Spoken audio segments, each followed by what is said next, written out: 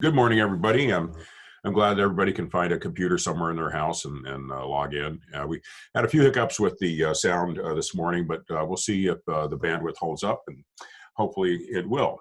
Welcome again to the ICT Educator webinar series. We do this every Friday at 10 o'clock, weather permitting. And we do it as a function of the ICT sector team. And these are all the folks that are on the team throughout the state, working the various different regions, and including Nicole Sherman in the bottom right, who's our producer of this series. And without her, you would not be sitting here watching this series. I got to tell you that. We've had many webinars already, and we've been privileged to have a lot of wonderful people cover a lot of different topics. And these are really enjoyable things. And what Nicole's able to do is to have each video edited so all the oohs and ahs and the mess ups are gone, and a complete transcript. The PowerPoints are there. Anything you need to go back to find out if that particular piece of information is relevant to a grant you're writing or something you're doing in class. So our ambition is to make these really valuable resources after the fact, as well as enjoying the real-time experience.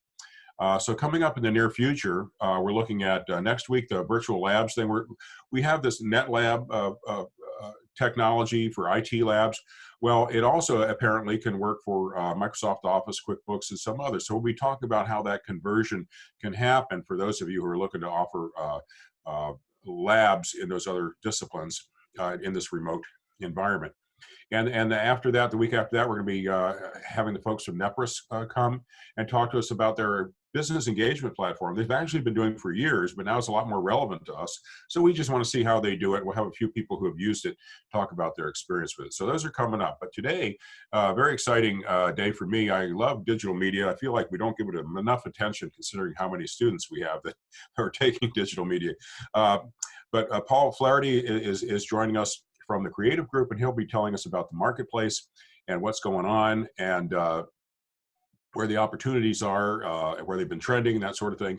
And then Jay Seidel, one of our own professors of journalism for the California Community College system, is going to be talking to us about the work that he's done in looking at pathways that help embrace what we do now that works well into various different pathway type structures that might work better. Jay, is that close to what you'll be covering? Yeah, he's smiling. Okay, he's saying, "Oh no, it's Steve." That's not Yeah, okay, thank you. And with that, I'm going to go ahead and turn it over to Paul to take us into what the creative group, which, as you all know, is part of Robert Half, and it's nationwide and huge, and they have a wonderful website. And if you want to spend any time helping your students get started in digital media, just spend some time on that website, and I'll take it from there. Okay. Okay, great. Thanks, Steve. I appreciate it. And I feel like this is obligatory, but this is day 49 reporting from my garage for work. And so I'm just going to throw the disclaimer out there like I do before every video conference. I feel like I live on a video conference these days. But at any moment, one of my two children could very well bust into the garage and just jump right on my lap. So if that happens, you've been warned. It's an interesting time to be stuck in the house with two kids under 3.5 years old. So that's what's going on for me. As Steve mentioned, I work for Robert Half. My role is to oversee their creative staffing practice and their technology staffing practice for the Los Angeles metro market and for the Bay Area. I'm based in Los Angeles. And I've been with Robert Half for, it'll be 15 years in September.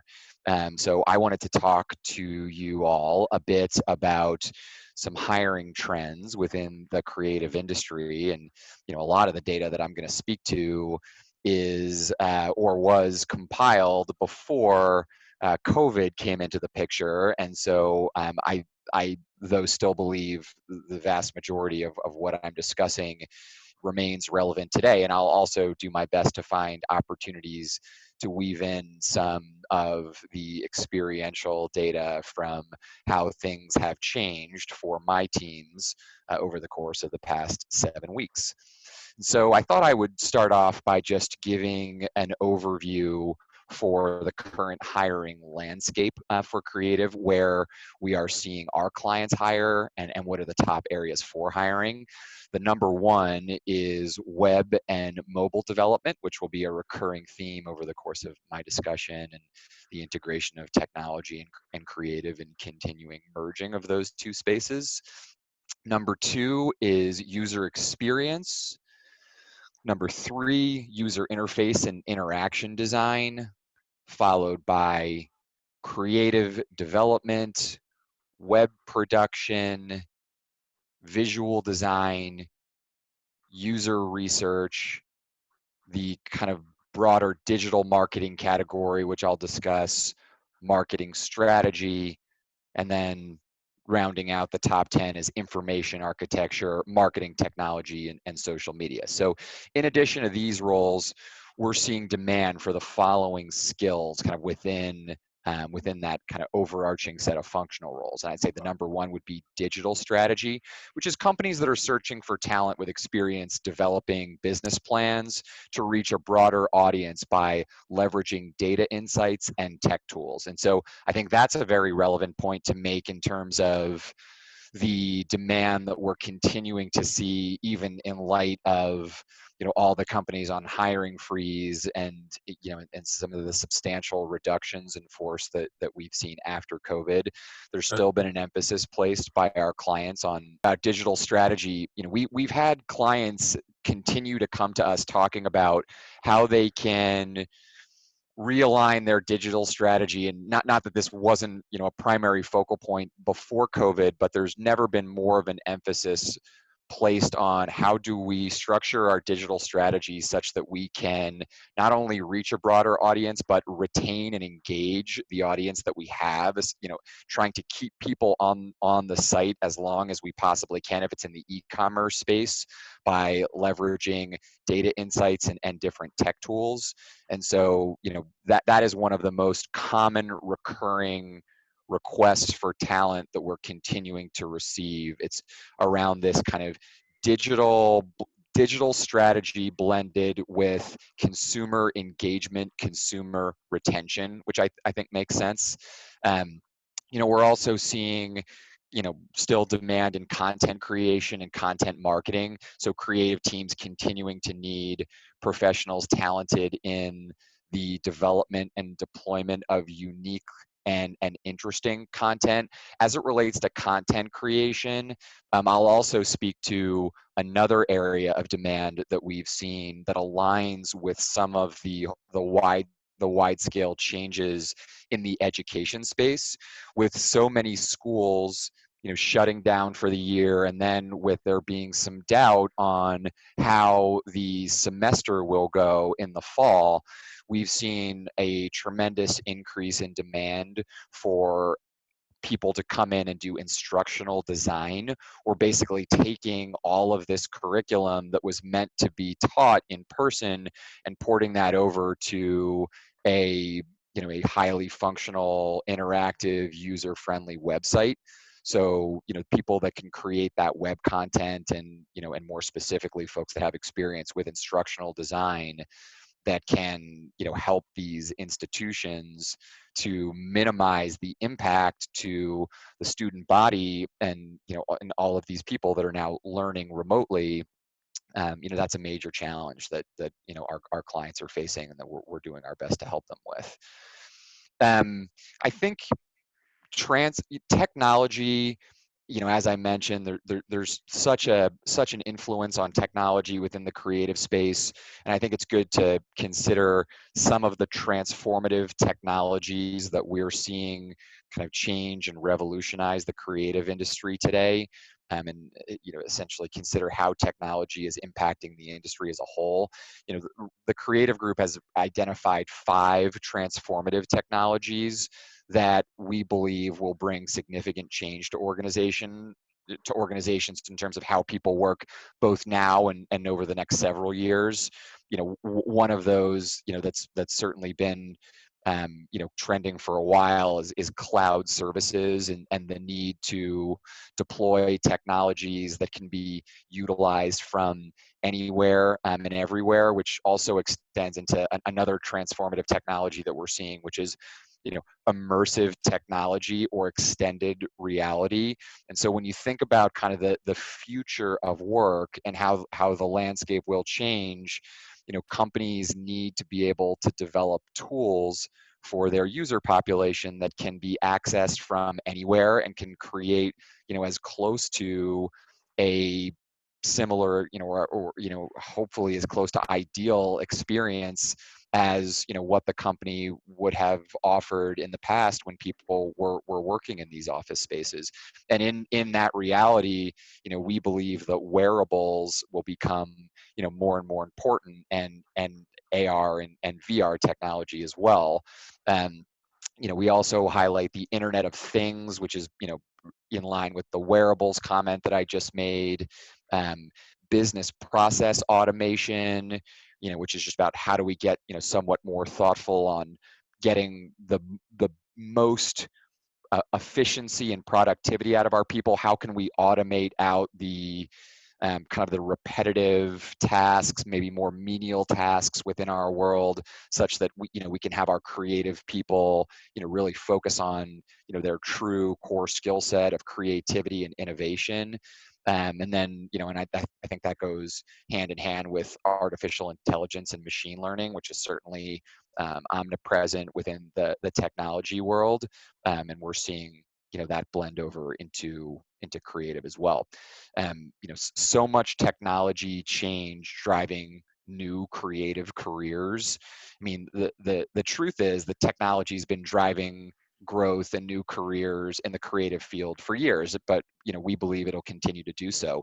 Skill sets like the UX designer, the interactive art director, social media manager, VR designer, creative technologist. These are all examples of jobs that have only just emerged within the past 2 decades.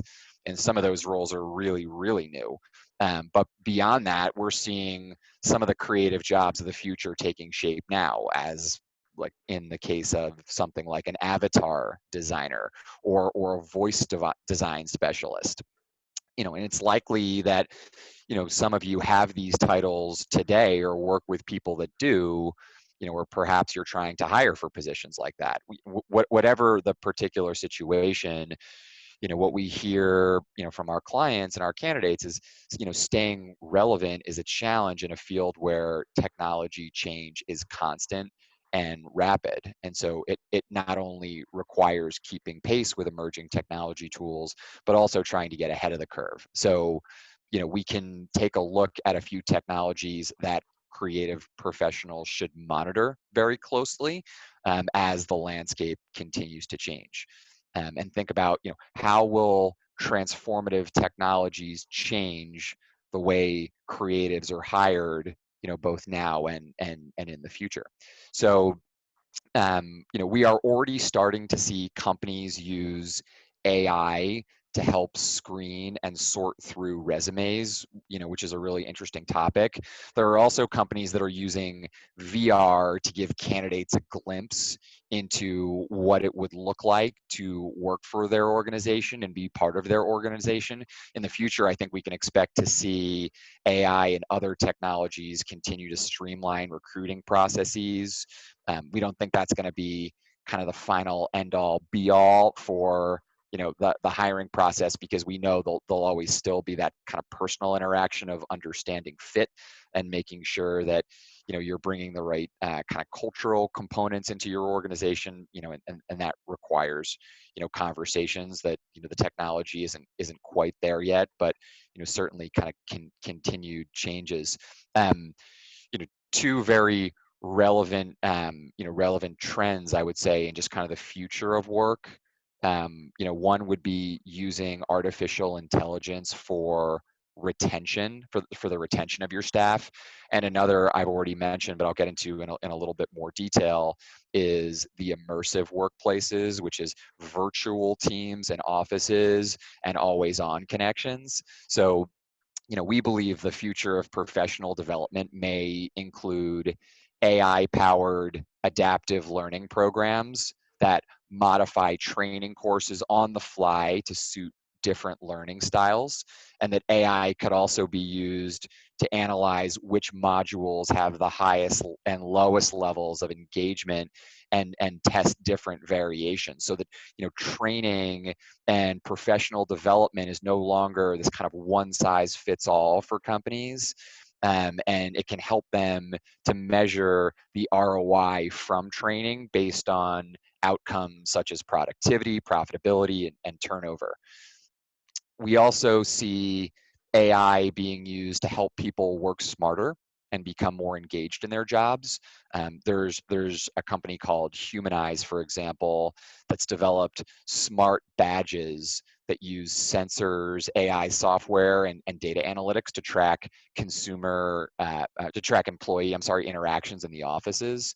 So the technology has proven useful in helping companies better understand the relationship between team building and productivity.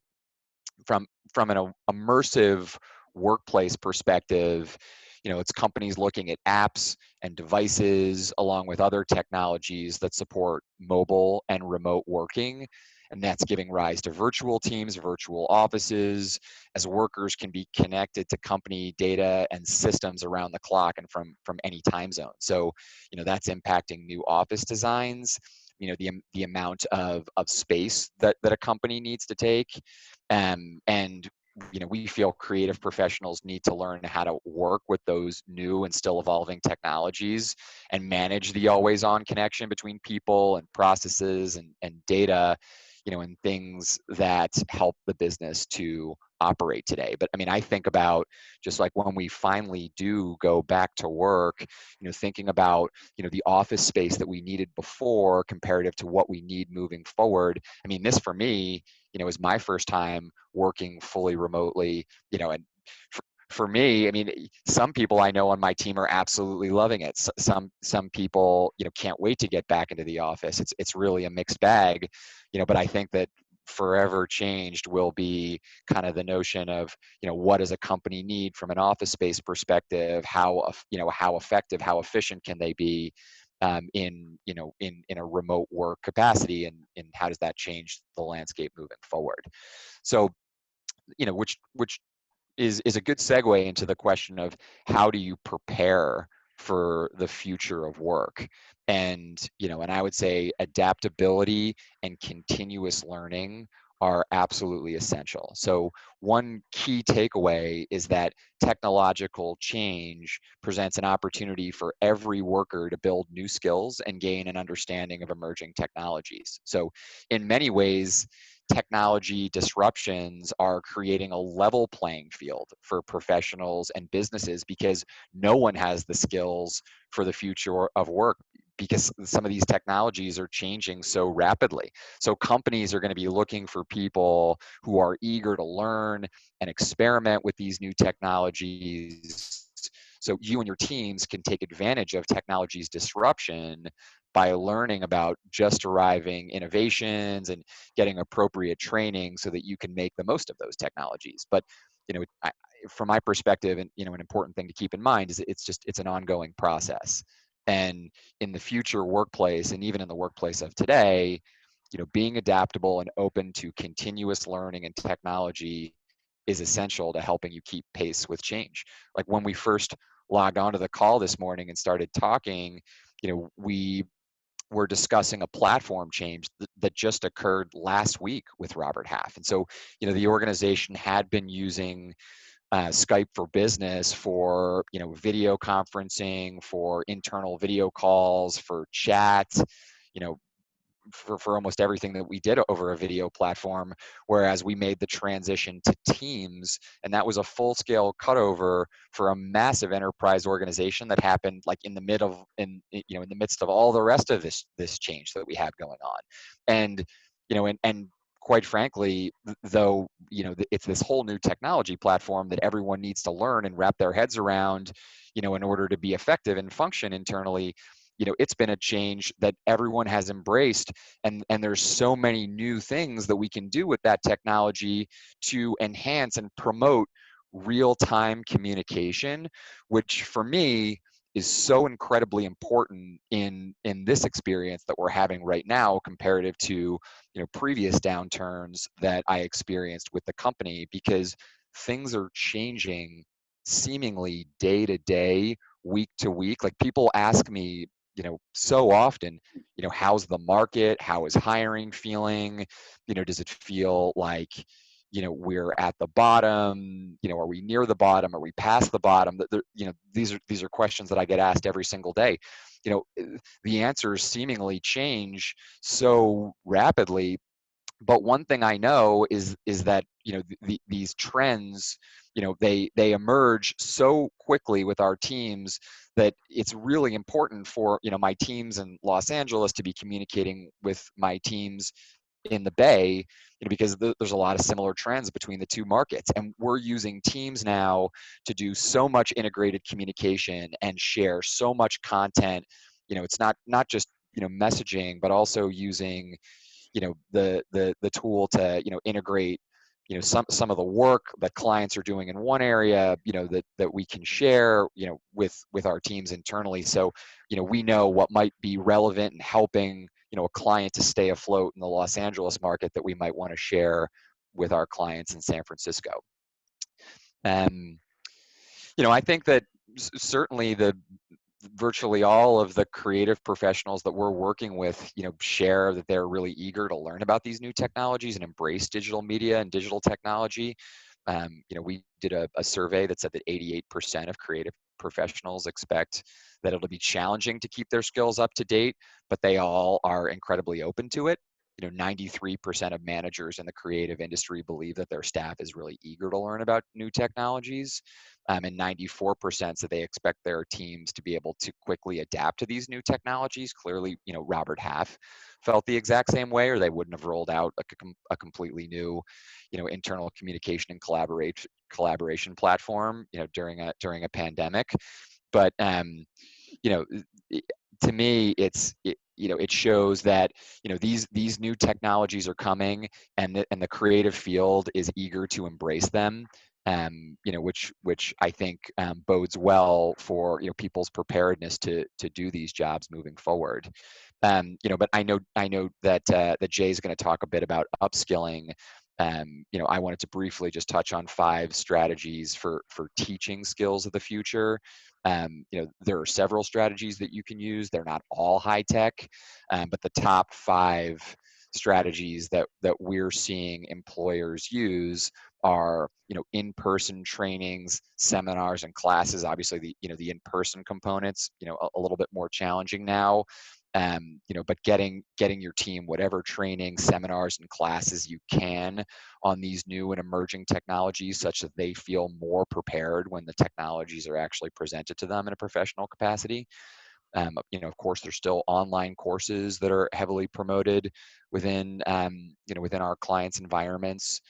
Knowledge transfer from consultants and external SMEs. So that's one of the really nice parts about working for a staffing and staff augmentation firm, is that when there's a new technology that we need to be well versed in as quickly as possible, we can bring candidates in that are using those technologies on a day-to-day basis with a company that's maybe a little bit more bleeding edge, and they can train us and and talk to us a little bit more about what they're seeing day to day.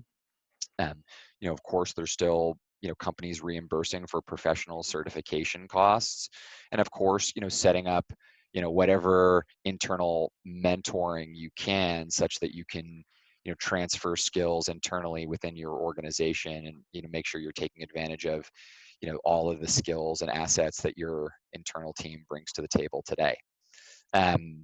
But certainly, we believe that upskilling and reskilling is a very worthwhile investment, and certainly any opportunity there is to get more training in fields like, develop like web and application development, data analytics, AR and VR, CRM systems and voice technology, and and animation and video are really critical. But I would just highlight in all of this that soft skills are essential to the future workplace. I just a couple of weeks ago did did an interview on robotics process automation and machine learning, and there was the question around, how do employers go out and find people that can help them stay relevant or continue to tap into these new trends within the technology industry. In a lot of scenarios, the answer is, sometimes these people don't exist, which is a point that I already touched on. And so really what the organization needs to try to prioritize is thinking about the individuals within their current team that have the right strategic thinking, leadership, communication, cross-functional skills, intellectual curiosity and empathy. Those are the people that have the ability to work cross-functionally and and take their really strong soft skills in order to learn something new, like a new technology or digital media platform, quickly, and then learn as much as they need to be dangerous. And so we talk so much about these apps, and when employers can't find people with the apps, they're going to have to create the talent because it's not available in the open market. And so if you're thinking like, well, how do I interview for a job like that, or how do we hire for a job like that if there's so few people that actually have exposure to those apps? And in a lot of scenarios, it's not about hiring them, it's about building them or creating them from scratch. And I guess, I would just close with, some examples of how you can quote unquote future proof. So how do you, prepare yourself, to be as relevant as possible in light of all of these changes in the creative space and in the digital world. Robert Half had a report that they released, which was called the Jobs and AI Anxiety Report. And it basically looked at professionals at every level and the changes that they needed to make in order to stay relevant and marketable in their positions. And based on what we uncovered from them is, that we believe that employees need to anticipate tech changes in your workplace, like whether the likelihood is that they're coming at you fast and furious today. You can't really ask. I mean, we occasionally have people ask for the kind of the pace of rollout for these technologies to slow down, but it just a lot of times the answers from our business transformation team is we just can't, because we've got to just keep up with the pace of the market.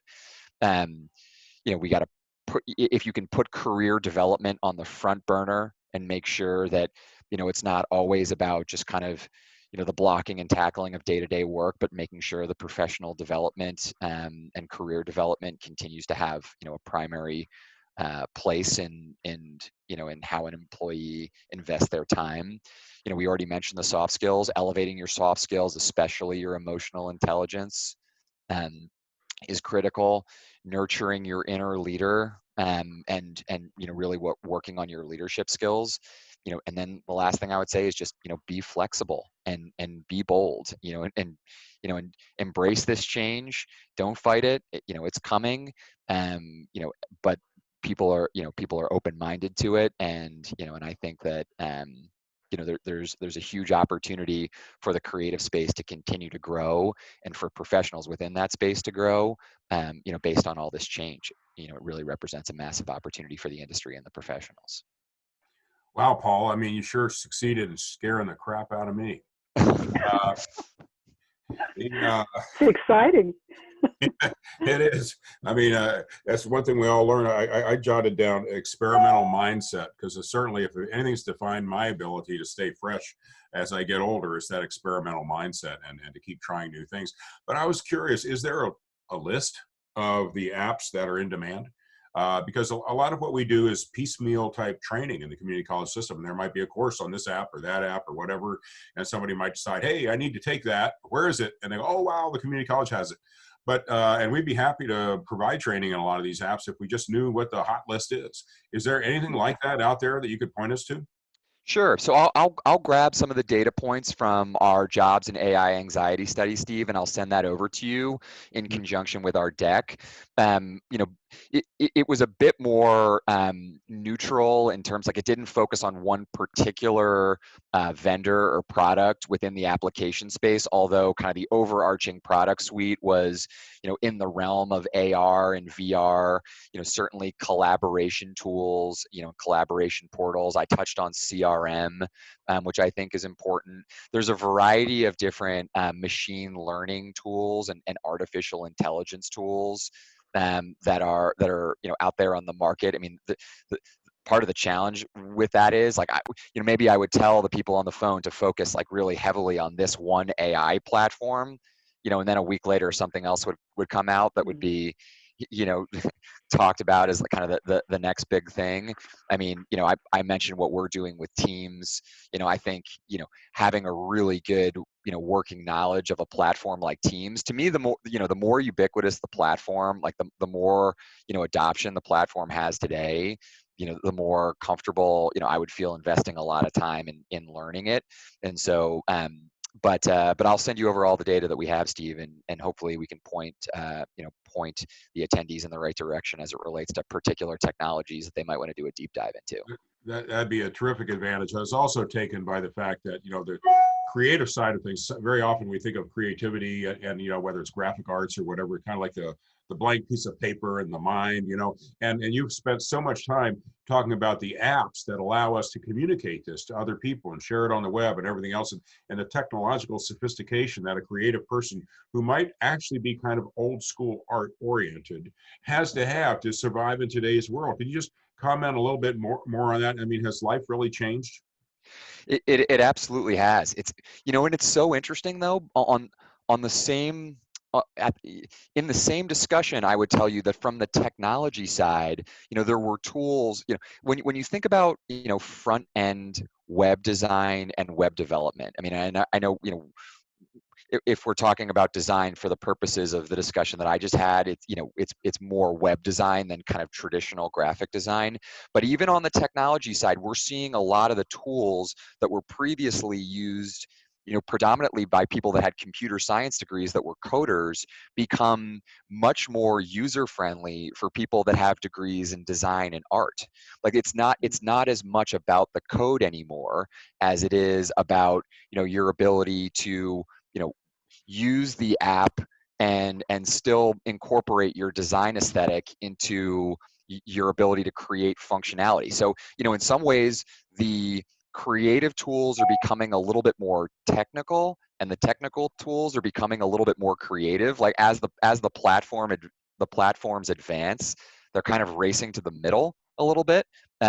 So I guess I would just say that because even like technology platforms that might have previously seen like they were totally relevant to the technology professionals in the world, but not the creatives. And maybe those technologies would scare the creatives away. Like, newer versions of the technologies are becoming more user friendly. So even non-computer science people are going to be able to use them and function effectively with those tools. So that's the only thing, the comment I would make to that is, don't be scared by things that sound very technical, that maybe, in previous worlds you would have thought would be owned by your IT department. In a lot of places, that front end web developer skill set, is very, very much straddled between the tech and the creative department based on the changes with the tools. Well, it's been very insightful. And rather than take a lot of questions right now that I know lots of people have them, we have kind of a two-part presentation today. And I want to shift gears now to Jay, because what we've heard from Paul is the market, and it's like, I joked, kind of scary. A lot more technology awareness and app skills than I expected. Now, Jay has spent some time looking at what we have and what we can make, what's on the shelf, and how do we organize that, or what's some strategic alternatives for that. So Jay, if you'd like to go ahead now and share your deck, I believe, and we're going to take a quick look at what the faculty has been saying and talking about doing this. And I think if we can leave a little time at the end, we can compare and contrast a little bit, because this could be a real learning opportunity for us. Go ahead, Jay. Sure. First off, I got to say that was great from Paul to hear, because as a faculty member, I've been writing curriculum for VR and mixed reality and AR components and courses to train in that. So it's good to hear him mention immersive on the horizon, stuff that I was thinking too, but to have that reaffirmed is always good. And also, like Paul, I just got to give the disclaimer that this is my kitchen. So I guess I'm going to switch to the deck. So there may be people moving in and out of behind me. Just a quick intro. I teach at Fullerton College. I've been teaching for I'm about coming up on 20 years. I'm a journalism instructor and a journalist by trade. But what's interesting is from that, when I was asked, presented with this project and asked to be, get into this project, I was thinking journalism really. I've always been a digital geek. I've always been in the digital side, the multimedia side, and that sort of aspect of it. So it's not just been words, but the words and the storytelling is pretty much the backbone for a lot of these components in general. But so I got to explore this from part of going on this project, I should say, and I'll explain the project. But I kind of did my own as a community college instructor. I kind of worked through my own things that I needed to, as far as like a lot of territorialism, a lot of since we have, I'll explain it. There's a lot of people are like, oh well, this is journalism, you're over there, and art and graphics we're over here, and broadcast we're over here, and IT we're over here, and a lot of people are working in their silos. But going through this project and talking with Steve and seeing this idea is that there's so much crossover. We all know that. But it's the idea of kind of changing and evolving our structure, kind of like Paul was saying, this idea of growth is that we have to grow and understand that there's a lot of multidisciplinary crossover, that we are not in our own specific silos anymore. So, and we can be a lot more effective in teaching traditional students as well as upskillers by embracing that, understanding that, and moving forward. So part of the project was to identify these crossover and related programs that are maybe in different disciplines, that various colleges call it a different thing, and they house it in different departments and different divisions.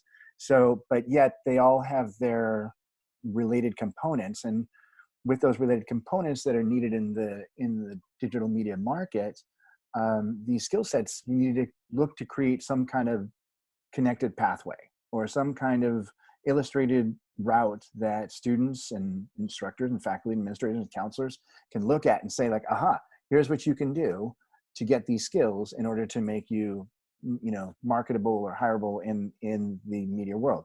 So the project itself, 7 areas were identified: digital photography, Adobe Creative Cloud, I'll get to that one in a second, introduction to visual communications, writing for media and storytelling, basic video production editing, WordPress, web design, and graphic design. Since we are the largest community college system in the United States, and we all have our different districts, and we were just talking earlier at the beginning, and Steve was saying how large this state is, that we all have our own little nuances at our own campuses. So these were identified as some universals that were at the majority of the campuses in some capacity. Maybe not all, but at some capacity they are there. So they were kind of looked at it from a general perspective. So then we can kind of connect the more specifics on. Jay, if I may, just a little bit of background here. When we were struggling with digital media, we were trying to find demand in the market data that would help us. And one of the things we looked at, almost as if stumbling over, is what the heck are all our students taking? Yeah. And so they fell into these categories. Nicole did the original work to kind of chop that up. But we were just astounded at the number of students and faculty that are offering and taking these kind of courses. And we thought, well, what is there about this? Because people are voting with their feet. And for some reason or other, they feel a need to take these courses.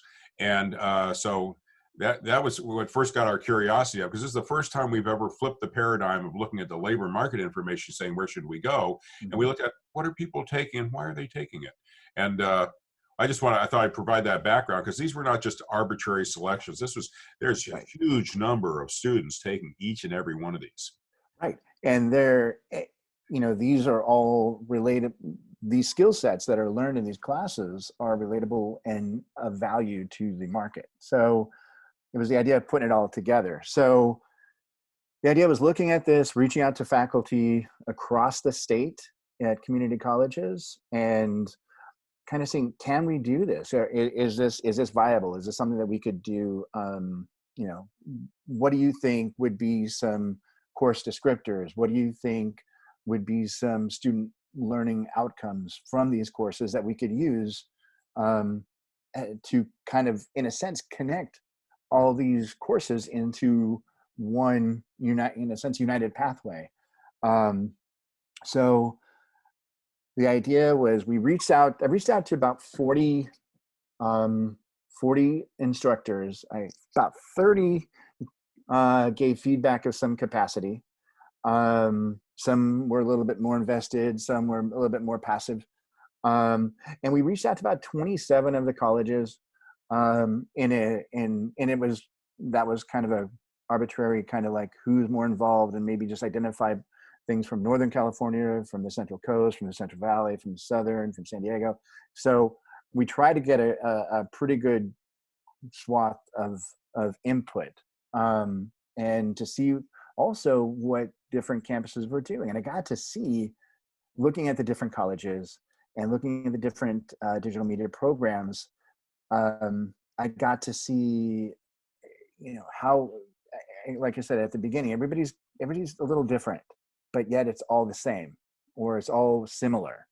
But you get some schools have larger programs, some schools have smaller programs. It really didn't matter if it was larger or smaller. I just wanted to get some input from faculty across the state.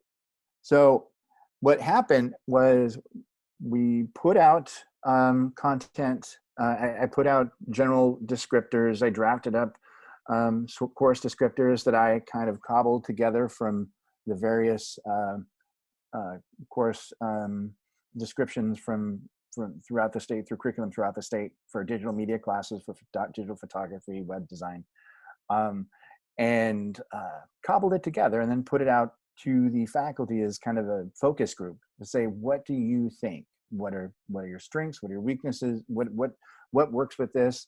And the interesting thing is, there were campus specific directives sometimes. Oh no, you need to do this because we have this. And yeah, but if you look at it from a larger perspective, if you look at it away from your campus silo, from what you're immersed in day to day, and you look at it from a broader perspective, then we can kind of craft these descriptors. And so there was good input on it. There was input on the one I referenced about the Adobe Creative Cloud, that I wanted to make a note, and I brought in the fact that maybe not so much product specific, maybe not Adobe specific. So there was some discussion about that, but good input on the descriptors that could be used across the state. And then 2 student learning outcomes for each course that were proposed, since we are required to have student learning outcomes. So we created these draft handouts and draft flyers for traditional students, for counselors to help educate counselors and let them know of this digital media pathway so they can better direct students. And then ultimately what we were talking about as far as for workforce development, the idea of upskillers. So the professionals that are coming back to learn these skills and to see how these skills can benefit them in the workplace and give them advancement and give them more employment opportunities. As I was saying, the results, we put this stuff together. As far as faculty goes, there was a broad range of input. There was an effort to connect with the transfer degrees that were already established and the transfer degrees that were already that are in the process. I think there was the graphic arts transfer degree. I don't know if it actually has been approved, but it's been through the TMC process at the state. So a lot of stuff was connected to that. We connected the CID course numbers to then to the classes that were identified to have a CID number, and they were able to, so then we could actually kind of, again, make it something that's a little bit more statewide adaptable. Some questions that were raised from faculty was the fact that the concern with their own numbers and how much it increased workload, and is this a directive from the state telling us what to do on our campus? Is this what we're and I respect and appreciate that. And I was saying, no, this is more of a kind of an outline of what a pathway that we at our various campuses can connect to and the workforce can utilize and draw from. So so the campuses were, the faculty were again concerned about maybe their specific autonomy and thought this was a state directive. But once that was reassured that this is just something to benefit them, then the idea was that it was something that they saw would benefit. They just were concerned about increased workload, as all instructors would be concerned about as well. Most of the faculty, about 90% of the faculty that were connected, agree that it was beneficial for students and programs. Having some kind of unified pathway with all these crossover and related courses made sense. It just makes sense because even though they might be housed in different departments and different divisions, it made sense if we can kind of unify them in some way for students to understand these are related skills. That if you learn these skill sets, then you can have success in the digital media field. They agree that promoting and marketing to upskillers was a key part in the pathway, meaning that we get inundated oftentimes with the traditional students, the right out of high school students, that we hear that maybe from many of our campuses, and the focus is on what our new transfer numbers are from incoming freshmen as far as the 18-year-olds. And that's great, and we can embrace them. But the other thing is being in the CTE workforce and in training employees is that we can market and we can reach out to train these employees on the skills that they need. As Paul was saying, these are adapting and growing and embracing these new skill sets will be beneficial for the workplace and make people more successful in the various fields. The other thing too that was concerned is this something, this was voiced by a few people, is this something that the state is introducing, and are they just going to just dump it and leave it? Or is this going to be something that's going to be kind of continued? And I was reassuring them that this is something through the ICT program that the pathway is going to be there, and this content will be available to them to create and use and market and promote in Northern California campuses, Southern California campuses, however you need to kind of tweak it to your own campus. But the backbone, the infrastructure is there, and it's going to be for a statewide available. So, like I said, it was kind of this pathway that, like I said, I'll give you a little personal insight. So I went through this as a journalism instructor, and I thought, well, I'm not, our foundation is not always in the digital world. It is now because journalism has evolved so much, but it was one of those things that I got to look at the way we do things at our campus and the way I was seeing how things were done at other campuses, and there was a lot of similarities. I've always been a big advocate for multidiscipline collaboration. So I told you I've been writing curriculum for VR, and we have a VR storytelling class, and we're doing some AR and mixed reality stuff. And I'm working with our digital arts programs for their Maya application and adding it to their Maya backbone for photogrammetry. And then we're working with our CIS programs with their Unity and building that into our into their gaming program, their gaming development. So a lot of the stuff that we're creating, you know, I'm a big advocate for multidiscipline growth and multidiscipline program and certificate development just at Fullerton. So the idea to see this program and reach out to different campuses and see what different campuses are doing and see that they have similar components, similar pain, similar kind of structures at their campuses. But there's a lot of people in the digital market, digital field, digital education field that want to create more multidisciplinary things. So I say that because this is something that I've noticed across the state from the faculty that I talked to. I didn't talk to every digital instructor out there, but the ones that I talked to, the ones I got input from, the feel and the impression was this is something that's needed, and that we all know that it's going, that we can develop and create this pathway and really grow digital media and harness the skills that people need. So, so if you guys are instructors and you're at your campus saying, "Oh, that might not work at my campus," or "You didn't talk to me," you will, you'll see that this will possibly benefit your campus and be something that can benefit your students. I think that's it. And I know we'll probably talk about it. I know Steve and Nicole might chime in on the program itself. We'll go ahead and take some questions in a moment. So please chat them, put them in the chat box if you want, or you'll have a chance to talk up. Jay, thank you so much for the work that you did in sharing. You know, sometimes it's a little embarrassing to expose the chaos of our system.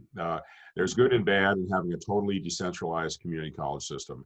On the good side, it means that people can create locally and come up with stuff that's unique to their region and their intellectual curiosity and what they want to do. And on the other side, it's really hard when you have 115 college campuses doing different things. And so it's hard for us to market that.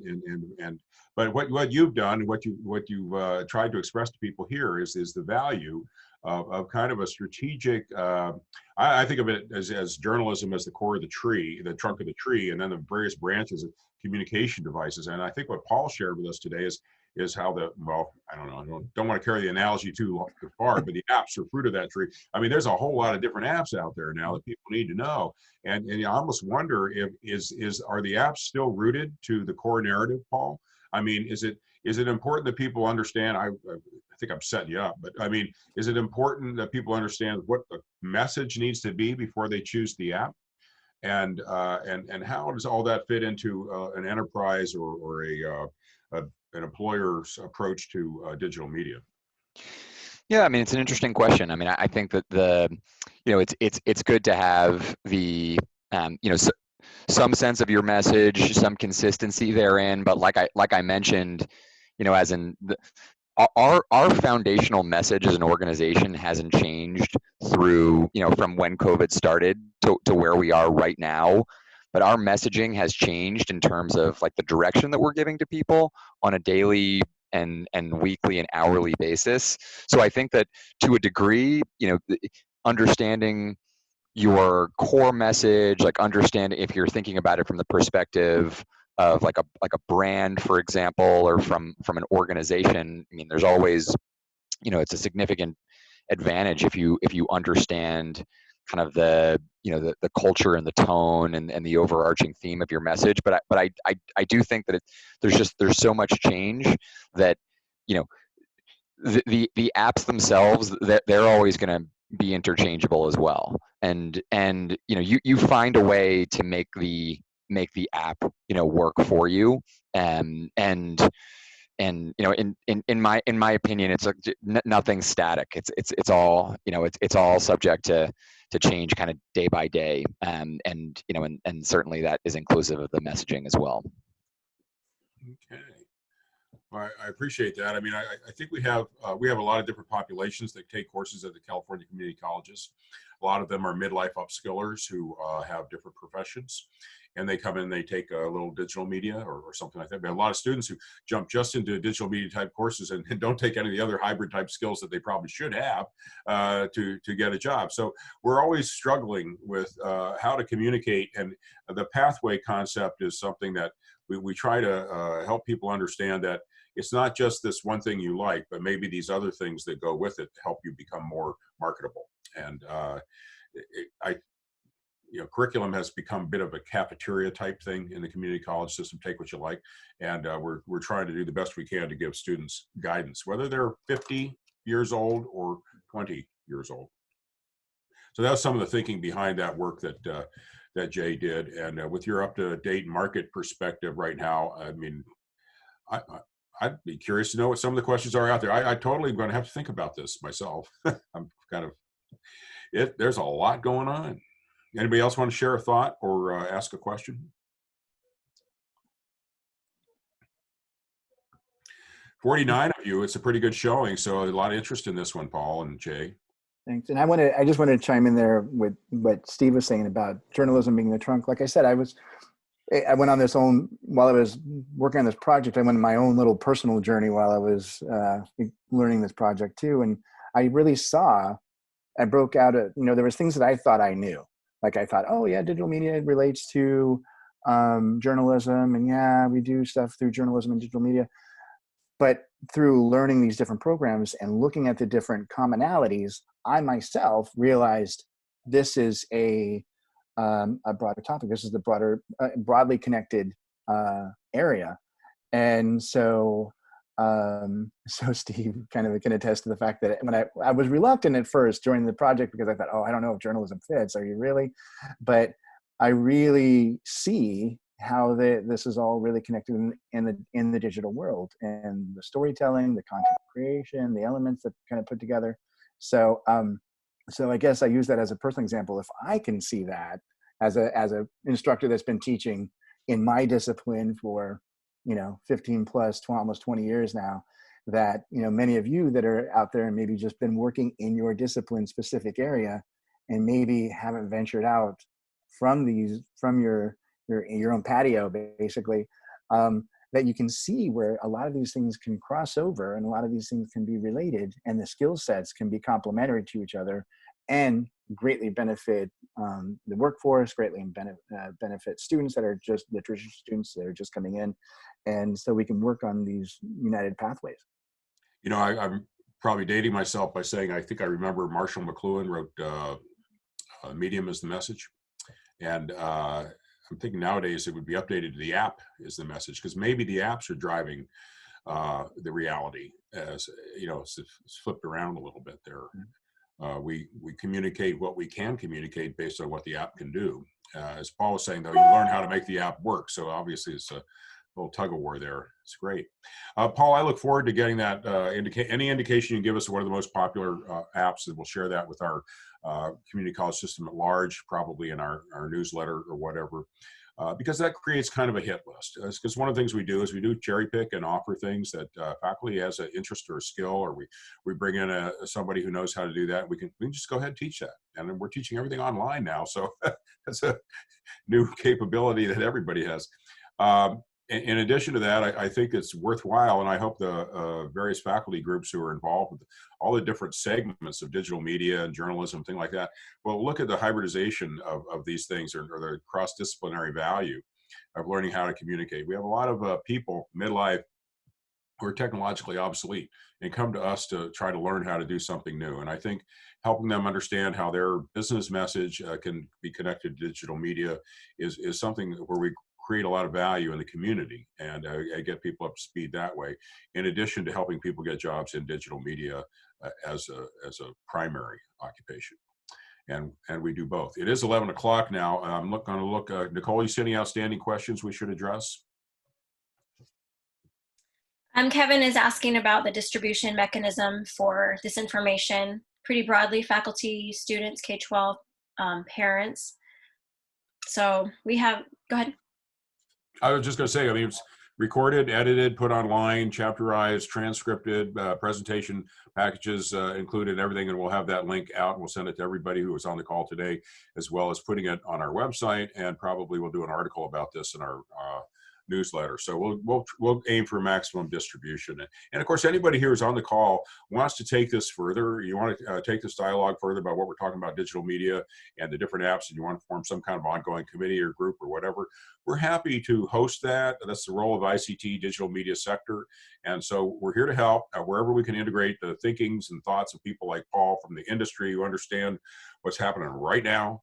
And you guys who understand what's available on our campus, and we can find ways to mix that up a little bit. That's the goal. That's the purpose. And with that, I think we're going to say thank you to Paul and to Jay, and see you all next week. Hopefully, we'll be talking about some lab technologies for business operations that are remote. It'd be really interesting. Take care. Thank you, Steve. Thanks, Nicole. Thank guys. you. Have a good weekend. Thanks.